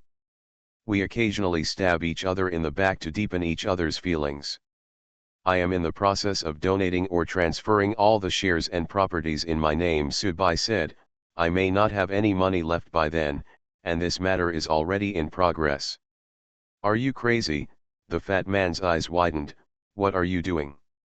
I know what I am doing, because I am the father of a child, and my wealth was left to me by my parents. I don't want this wealth to bring disaster to my children again. The fat man suddenly frowned and said with some confusion, You mean, your parents, too? Although there is no conclusive evidence, it can be considered close to 10, Sudbai said with a bit of sadness. This wealth is enough for me to grow up comfortably. What a great father, the fat man snorted, looking a little careless. So, Mr. Su, have you figured out how to continue living? You can't let yourself and your children sink to 60 yuan a day. Late, oh no, you will be reduced to fighting for beds with those homeless people on the street, right? I will borrow some money from my friends and open a store by myself, Sudbai said. Open a store? The fat man almost burst out laughing. What do you sell? Service? What service? Detective agency, Sudbai said. Fatty. Get in the car. At least for now, this car still belongs to me. Sudbai got into the car first and greeted the fat man. The fat man also sat in, but he was still squatting in a horse stance. It was obvious that his back door was still hurting. In the fat man's words, he thought it had eased a little, but the perverted anorectal doctor actually used pliers and fingers to check his back door. It hurts even more now than before. Actually, for people like us, we don't care about worldly enjoyment. We are all monks, but what monks pursue is to become a Buddha. We are just because we can't control our own life and death. The fat man took out Sudbai's car. He took a tissue and wiped his forehead. When your detective agency opens in the future, I will also go to support it. Aren't you going back to Sichuan? Actually, they're all the same. Fatty smiled. By the way, we haven't talked about how to solve those things yet. For example, the compass. What do you want? You shouldn't ask me this, but you should ask yourself. Sudbai looked at the fat man. You should ask yourself, what do you have that is useful to me that you can exchange with me? Haha, I did bring the things. The fat man smiled proudly. As soon as I learned that Huo-kun seemed to have died, I immediately flew to Shanghai to prepare to receive his inheritance. In my opinion, his compass should have been in your hands, so I was ready to exchange things with you, but I didn't expect that you actually left his body with the police, and then made me happily think that I could pick it up. Result. In the end, I missed it but failed to pick it up. I missed it first. I said, can we not mention this matter again? The fat man looked at Sudbai sadly. You have been anal, Sudbai said. Sudbai, I will be angry. You have been anal by a black man, Sudbai continued. Sudbai, Don't challenge the limit of my endurance. You were anally hummed by a black man's corpse. I beg you, brother, eldest brother, my biological father, please stop talking, okay? Very good. When they arrived at Fatty's hotel, Fatty entered the guest room first and asked Subai to wait outside for a quarter of an hour, because Fatty needed to put some medicine on his anus, and he didn't want Subai to see such an embarrassing scene. When the fat man signaled that Subai could come in, Subai opened the door and waved his hand. This smell is really bad. Nonsense, Fatty muttered, then picked up his suitcase and put it on the bed. You just left your things in the hotel like this, and then they left. Please, this is Shanghai, not Somalia. But there are also many thieves, Subai reminded. No matter where you are, no matter where you are, I believe that the hotels there will have records of theft. Believe me, as long as a thief with a normal IQ sees the things in my suitcase, he will just think they are a bunch of toys. The fat man seemed very confident about this, those fish-lipped humans. Subai sat down by the bed. The meaning in your words is very interesting. Don't you think of yourself as a human being anymore? Subai shook his head and held his hands on the edge of the bed. Or, in your eyes, those ordinary people are just ants who can't stand on the stage. Look, I don't have time to listen to you preaching here. I don't intend to preach, Subai said, I just have some feelings. What do you feel? Do you know how Huo-kun died? Subai asked. Damn, how do I know? The fat man shrugged. An ordinary person, not an audience member, fired 3 shots at Huo-kun's eyebrows. Subai made a shooting motion with his finger and pointed at the fat man. Fat man, what do you mean? If someone shoots you 3 times between your eyebrows, will you die? Won't I resist? Fatty asked. Doesn't Huo-kun know that too? Subai also asked. Okay, Huo-kun really died at the hands of an ordinary person. Subai got up, walked to the window, and opened the window. It was already afternoon outside, the sun was good, not too dazzling, not too dark, and the weather was very good today, with a rare blue sky. The story world is very strange and bizarre, but I have always felt that this real world is the place where the most secrets are hidden. Subai said seriously, okay, we can end this topic and move on to the next one. I've been meaning to say this for a long time. I've noticed that you've been a little weird lately. Are you sentimental? The fat man took out a mask from the box, which was a black skull mask. I seem to have one of this mask, Subai said. He remembered that he was wearing a skull mask similar to this one when he went to Chu Zhao's father to question him. Oh haha, I brought this from a story world, not a toy bought at a roadside stall. The fat man took the mask in his hand and shook it.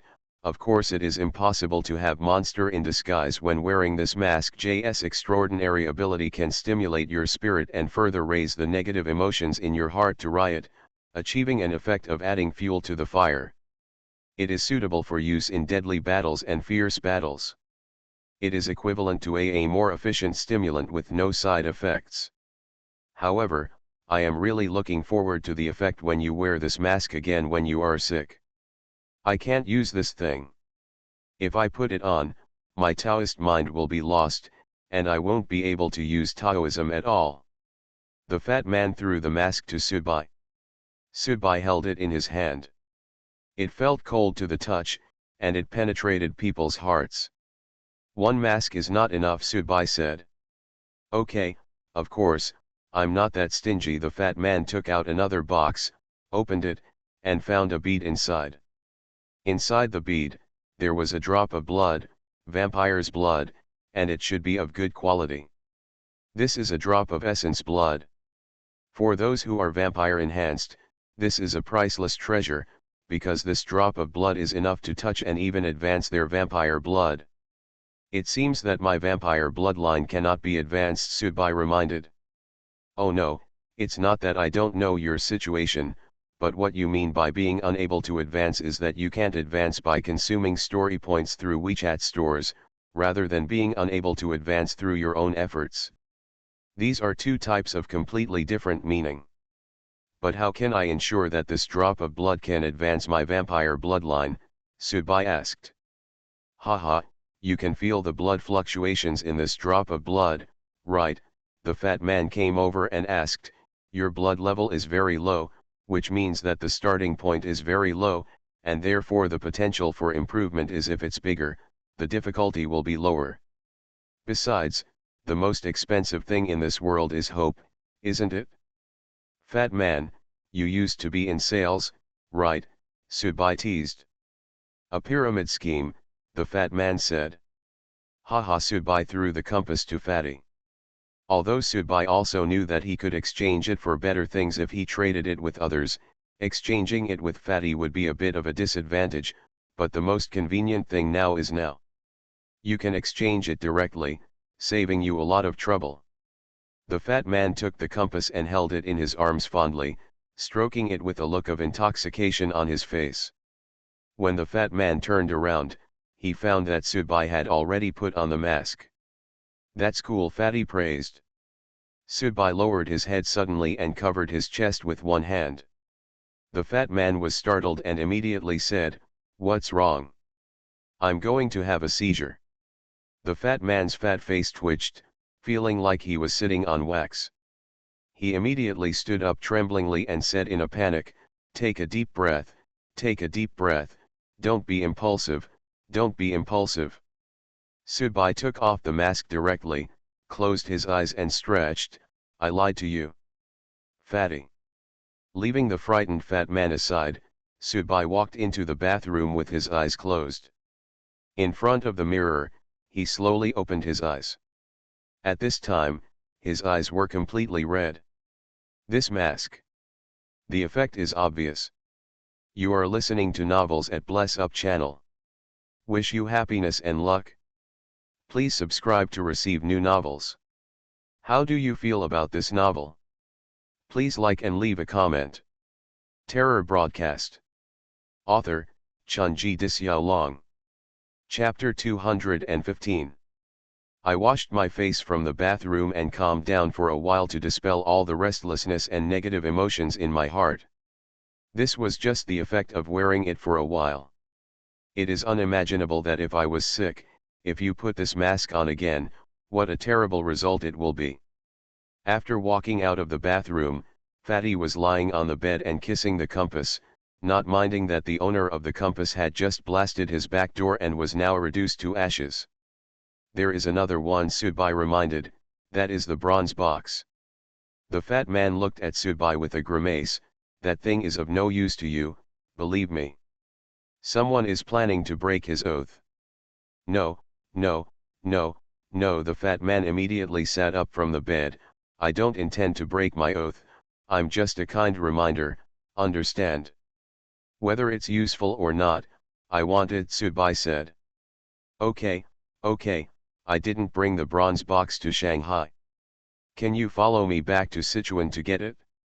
I have no problem, Subai said. Look, you're spending money indiscriminately. Air tickets are very expensive. Haha, Subai smiled, reached for a bottle of mineral water, unscrewed the cap, and took a sip. Let me be guilty for a while longer. After hearing this, the fat man gave Subai a middle finger. Okay, then you come back to Chengdu with me, and I'll give you the things. Fatty still didn't dare to break the oath he made with Deoxin, unless he wanted to destroy everything he had. Subai nodded, indicating that he was very satisfied with Fatty's attitude. By the way, how long has it been since your last story world ended? It's been a while, Subai said. I feel like I've been free for a while. Oh, yes, I have received the task prompt for the next story world, and I will enter the story world the day after tomorrow. Fatty opened his phone and sent it to Subai. Subai took a look and confirmed that it was a private message posted on the Kongbu 66 public WeChat account. The fat man was right, he did have a mission the day after tomorrow. Then wait until you come back and give me the bronze box. Subai didn't force anyone to do anything. He also knew how important the 2 days before entering the story world were. Fatty also needed these 2 days to adjust his body and mind. Mental state. Okay, It's settled. Okay, you have a good rest. Subai waved his hand, took the things, and walked out of the fat man's guest room. Now, he needed to find a suitable place to see if this drop of vampire blood could help his vampire blood. Opportunities for advancement. After all, of the two bloodlines in his body, the zombie bloodline is now much stronger than the vampire bloodline. Nowadays, the vampire bloodline may only bring Subai the ability to recover from injuries. This is like a person who is not very wealthy. I spent a lot of money to buy the latest Apple mobile phone, but it was only used for making calls and sending text messages. The vampire bloodline is definitely not just used as a simple body recovery accelerator, it has many more magical and mysterious aspects. Of course, the most suitable place for Subai nowadays is actually his own home. With good luck, he can protect his safety to the greatest extent. In the car, Subai played music. The rhythm of the music was very soothing, which symbolized Subai's mood at this time. Perhaps the fat man's previous statement that the mask was just a stimulant without side effects was not very accurate. The side effects, there is still something, that is, after wearing it and taking it off, it will make people feel a little depressed. It is not the kind of mental exhaustion, but a kind of calmness that seems to have no emotional ups and downs, making people feel very peaceful. Not fighting against the world. It is like this mask is just a hole, which can quickly and concentratedly vent people's emotions. However, the original amount is actually constant. After it bursts out quickly in this short period of time, there will naturally not be much passion the rest of the time. Damn it, it's just like having sex. Subai laughed at himself. At this time, Subai was driving on the elevated road. At a turning point in front of him, Subai turned on the left turn signal. From Subai's field of vision before turning, he could see that there was no car on that side, so Subai also turned left. Not slowing down. However, as soon as he turned the corner, an old man riding a bicycle suddenly appeared in Subai's field of vision. When he saw it, it was already too late, and the front of the car directly pushed the old man out. Subai immediately stepped on the brakes and frowned. He actually drove a battery car on the elevated road. This is really true that he doesn't take his own life seriously and has deceived others. After a double flash, Subai got out of the car. However, when he got out of the car, he found that there was nothing in front of him. The road was very clean. There were no battery cars, no old people who were knocked away, and even a fragment of the battery car shell. Nothing. Subconsciously, Subai turned around, only to find that behind him, a man was standing on the elevated railing, holding a bow and arrow, pointing at him. Subai's eyes suddenly narrowed, and at the same time his hands naturally touched his waist, ready to draw the gun, but at this time the opponent's bowstring made a friction sound as it was fully drawn, which was a warning to Subai that if he was not allowed act rashly. At the same time, a red car stopped behind Subai's car. This was a turning lane on the elevated road. It was actually very dangerous for two cars to park here, and it also blocked traffic, but the other car didn't seem to care at all. A woman wearing a tight red leather jacket walked out of the car. The woman looked very old, in her 40s. She had red hair, but it was permed and dyed because she was Asian. If nothing else, she should be Chinese, but a Chinese woman, and at such an old age, with hair dyed the color of flames, can indeed be called an old woman and a teenager. What does this mean? Subai asked. Terrorist broadcasts do not allow private fights. We are not going to have a private fight. The woman covered her mouth and smiled. She was not a mature and plump woman. On the contrary, she was quite thin, with a narrow forehead and a stern face. She really didn't look very good looking. Then what are you going to do? Subai asked. We want what you just got, that drop of blood. The woman stretched. There is a big shot who is interested in your thing, so we help him get it. Big shot. Subai suddenly felt that it was ridiculous. Terrorist broadcasts did not allow listeners to engage in private fights without absolute cause and effect. This was a rule that every listener knew well. I forgot to tell you, this drop of essence and blood belongs to that adult. After the woman finished speaking, she coughed a few times. Obviously, she was not in good health, but the anxious feeling emanating from her whole body was gone.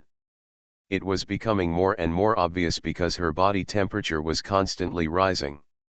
Suddenly, Subai seemed to finally realize something. This drop of blood, the drop of blood given to him by the fat man, came from a wrong place. But how could it be such a coincidence that he had just taken it out from the fat man and just walked here, and the big shots men stopped him? Subai knew that some very powerful listeners did have some listeners with more qualifications and money to do things for him. For example, the fat man was running around Lizzie back then, helping out with some things in exchange for some rewards. What may be nothing to those big shots is very precious to ordinary listeners. Now, I give you half a minute to hand over that drop of blood. A male voice came from beside Subai. His feet were dangling in the air and he slowly floated up. His eyes were white, with a kind of mental pressure. Subai finally understood what happened to the old man and the car crash he saw before. It must have been affected by the mental illusion of the guy in front of him. I have to confirm first, Subai said. I just got it from my friend in exchange. If I ask him and he confirms that it is stolen, I will return it. Original owner. If the fat man really stole this thing from others, then if others use this as an excuse to attack or even kill him, it is supported by a causal relationship, because the fat man is equal to a thief, and he is a participant. When it comes to selling stolen goods, no matter what, thieves and those who sell stolen goods are breaking the law, and they are both dishonorable roles. We don't have much time to waste. There are 10 seconds left in half a minute. Please take it out, otherwise, you will die. The woman walked towards Subai step by step, with an undoubted pressure. At the same time, a bright red flame also rose from her palm, with a scalp-numbing temperature. This was absolutely not an ordinary flame. The man with the bow and arrow showed his murderous intent without any concealment, making Subai feel his fierceness. The guy next to Subai with his feet dangling in the air was mumbling something. In Subai's sight, even the road began to gradually create a distorted visual illusion. Give me. The woman in red walked to Subai's side, and her voice suddenly became less sharp, and instead became very gentle. Subai's body trembled, his eyes closed, and he put his hand into his clothes a little unsteadily, preparing to take out the things at the woman's command. The woman smiled slightly at the mental manipulator opposite her, indicating that the matter was successful. However, the next moment, the archer's pupils far away on the opposite side suddenly shrank, and he subconsciously wanted to release the arrow but still suppressed his impulse. What Subai took out was not a box containing blood essence, but a hellfire shotgun. The cold muzzle of the gun was pressed directly between the woman's eyebrows. The woman's eyes widened in shock. The mental manipulator also seemed a little flustered. Subai opened his eyes with clear eyes. Since he swallowed the brain that had a grudge against his father, his soul and spirit have been improved. He wants to deal with himself when he is absolutely awake and defensive. Exerting mental influence is not that easy. At the same time, Subai also felt it was ridiculous and immediately laughed. I actually encountered a telecommunications fraud in the audience circle. Terror broadcast. Author, Chunji Disyao. Chapter 216. The rules of horror broadcasting are extremely flexible, and there are many places that can be changed, but this does not mean that its rules can be trampled casually. In fact, horror broadcasting has perfect control over the bottom line, and basically has past listeners will feel this way after several story worlds. That is, horror radio is not a rigid existence, but it is also a stubborn existence. It will give all listeners maximum freedom, but it will also deprive the listeners of their freedom at the same time. It combines two extreme opposites. It is perfectly combined, just like it wantonly needs the listeners who are struggling in the story world for the so-called storytelling. Obviously, these three people were walking on the edge of the bottom line, and they actually did it in such a way.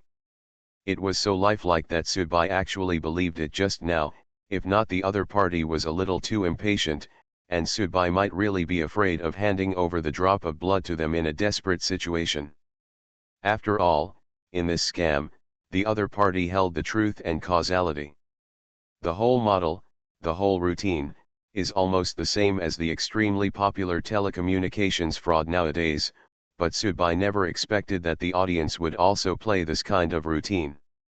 These people are really enough, and they are indeed big in the forest. What? There are all the birds. The muzzle of the Hellfire shotgun, with an icy coldness, was placed right between the woman's eyebrows. At such a close distance, Sudbai had absolute confidence to shoot the woman's head directly with one shot. The rules set by the horror broadcast fully reflected its interest at this time. These three people wanted to deceive Sudbai and get something from Sudbai. But when Sudbai found out, Sudbai turned out to be, having gained enough initiative, that is, since these three people want to deceive him and take away something important to him, then Sudbai has enough causal reasons to fight back, or even, kill them. On the contrary, because they were sitting on wax, they could not even fight back against Sudbai, otherwise they would be doomed to be burdened with heavy causality and suffer punishment from the terrorist broadcast. Originally, the deception of the three of them was actually a method that stayed on the edge of the bottom line. After the deception was successful, it was not considered to be contaminated with too much causality. Terrorist broadcasts would also choose to turn a blind eye to such things. One eye, but if the person being deceived understands and has shown a decisive attitude of resistance like Sudbai now, then they will be the ones who are extremely passive. Just like the telecommunications fraud a while ago, several college students were defrauded of their tuition fees and finally committed suicide, causing a sensation. The police immediately set up a task force to take action and arrested the fraud gang within a few days. But in fact, almost everyone in the country who has used a mobile phone has received this kind of fraudulent text message. However, in the past, even if the victim went to the police station to report the crime, the police would only do it perfunctorily in most cases. Basically, the money defrauded could not be recovered. But for these scammers, they just take advantage of the fact that the police are too lazy to use too many resources and energy to deal with them. Once the police really take measures under the pressure of public opinion, it will still be difficult to escape the law even in foreign countries. Please, no, the red-haired woman opened her hands to Sudbai. This is just a misunderstanding, a very beautiful misunderstanding. If you were 20 years younger and told me this was a misunderstanding with this kind of expression and this kind of action, I might really have peeked at your body and slapped you on the next step. But, Aunt, you will, how old are you? Acting cute can only have the opposite effect, you know. The woman's face froze. Hey, buddy, we didn't lie to you. Business can't be done with righteousness. How about we just make friends? The guy holding the bow and arrow had already put down the bow and arrow. He knew that Sudbai had convinced himself that he can no longer take the initiative to shoot arrows, so he still threatens, if we don't fight, we won't get to know each other. Multiple friends lead to multiple paths, right? Brother? I'm sorry, I don't have many friends. Sudbai turned his head slightly and looked at the man holding the arrow. Besides, they wouldn't do such a lowly thing. Think about it, whether they are fatty, killa or gyatso, these individuals are typical examples of unscrupulous means in doing things, but if they are asked to deceive and abduct them in the real world, they really can't do it. This is really difficult for them. It's too low of profile. Don't be like this, brother, keep a line in your behavior so that we can meet again in the future. The mind controller also took the initiative to remove the influence of his own mental power at this time. Black pupils appeared in his eyes, and his body was no longer suspended, but fell to the ground. Who wants to date you? Subai asked. The mental controller was stunned. He didn't expect Subai to respond to him like this. Listen to me, seriously, put down the gun and everything can be discussed, the woman said.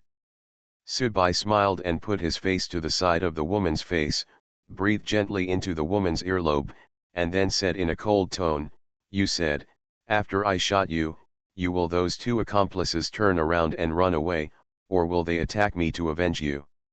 There was panic in the woman's eyes, because this was something that did not require too much thinking. Her two accomplices must have left directly, and they would not say that they were involved in karma to avenge themselves, because this matter was originally caused by the three of them being unreasonable.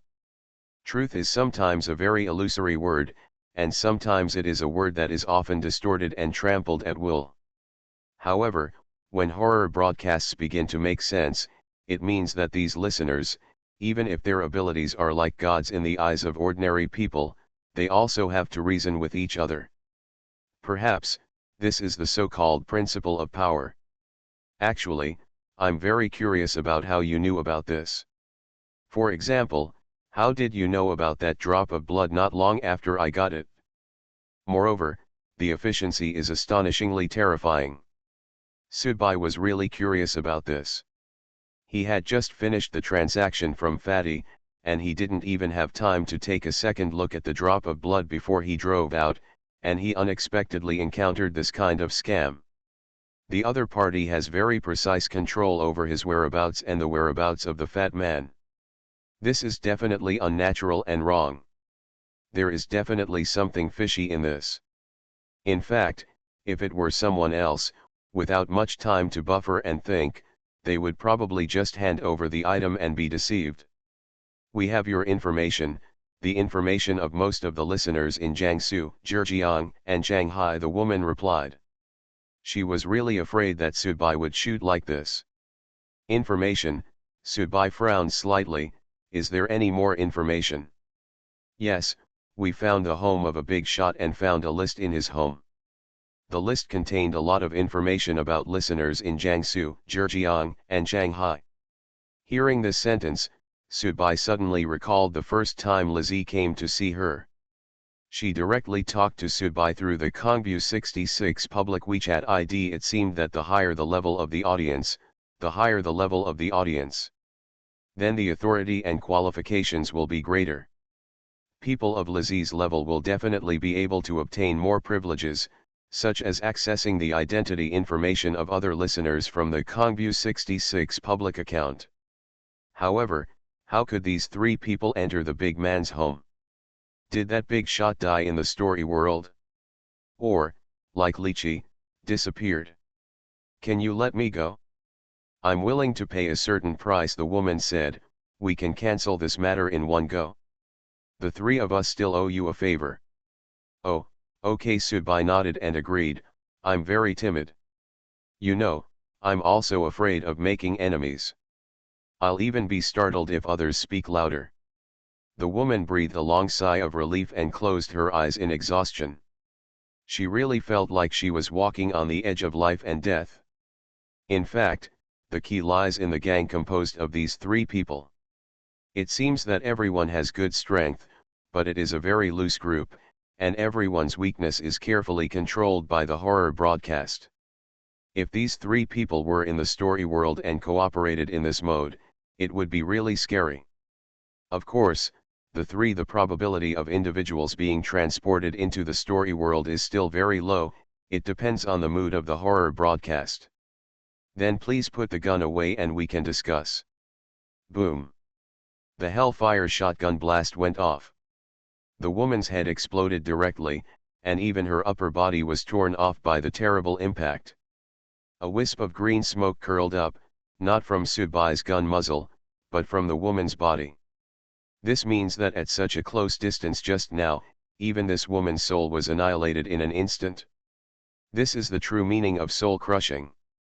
It is very consistent with the characteristics of the Hellfire shotgun. In fact, the most terrifying thing about the Hellfire shotgun is not its physical damage, but the soul damage.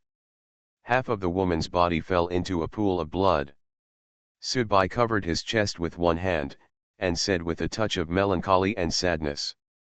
I'm very timid. You should speak softer. I was so scared that I accidentally pressed it. Seriously, why can't you think about it so hard? When the man with the arrow and the mind controller saw this scene, their faces showed a look of horror, then they gritted their teeth and immediately turned around to leave. Subai smiled and put the two Hellfire shotguns on his shoulders. Don't run, the rare karma that comes to your door makes me wantonly kill the audience in the real world. Today is the Mid-Autumn Festival, you shouldn't do you want to go down and reunite with your friends.